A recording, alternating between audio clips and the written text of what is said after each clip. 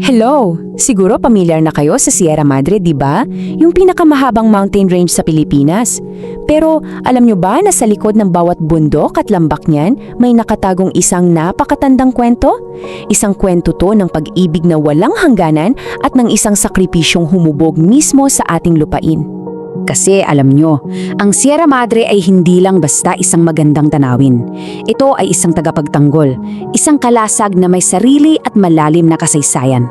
Kaya naman, tara, samahan nyo akong alamin ang alamat sa likod ng dambuhalang pananggalang na ito ng Pilipinas. Okay, so imagine this. Bumalik tayo sa sinaunang panahon, sa isang lupaing napakapayapa at sagana sa lahat ng biyaya ng kalikasan.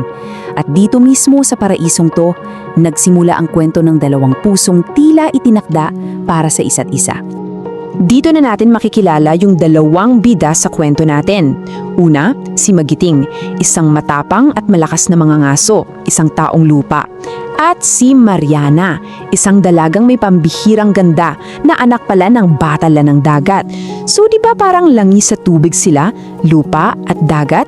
Pero kahit magkaiba ang kanilang pinangmulan, pinag-isa sila ng isang wagas at sobrang lakas na pag-ibig. Grabe, yung pagmamahala nila sobrang dalisay pero kailangan nilang ilihim. Binuo nila yung relasyon nila ng patago, sa ilalim ng liwanag ng buwan, kasing lalim at kasing lakas ng karagatan na siyang saksi sa mga pangako nila. Pero yun nga, hindi lahat ng paraiso ay panghabang buhay. Dito na magsisimulang magbago ng ihip ng hangin. Dumating na ang mga babala ng isang malaking sakuna na nagbabantang wasakin ang lahat ng kanilang pinakaiingatan. Unti-unti, naramdaman nila ang panganib. Nagsimulang dumilim ang kalangitan. Yung dating kalmadong dagat biglang nagwala at nag-alboruto.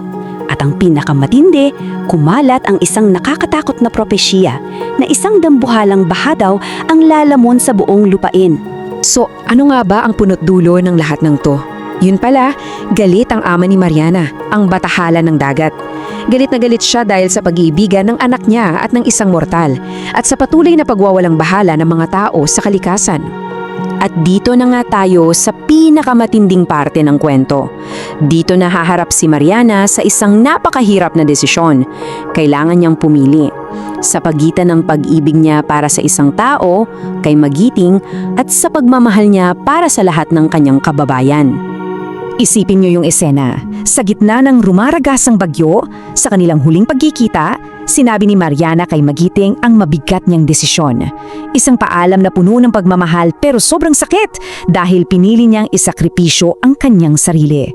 At dito na nangyari ang isang himala. Dahil sa kanyang desisyon at pagkatapos ng kaniyang huling halik, inialay ni Mariana ang sarili niya. Humiga siya sa lupa, hinarap ang baha at bigla ang kanyang katawan ay milagrosong lumaki at unti-unting naging isang malawak at matatag na hanay ng bundok, ang pagsilang ng Sierra Madre. And just like that, yung mga dambuhalang alon na dapat sana ipapatay sa lahat, sumalpok sa kanyang bagong anyo. Pero wala, hindi na sila nakalagpas. Ang lupain ay naligtas, humupa ang bagyo. Lahat dahil sa sakripisyo niya. So, pagkatapos ng lahat ng iyon, ano ang naiwan?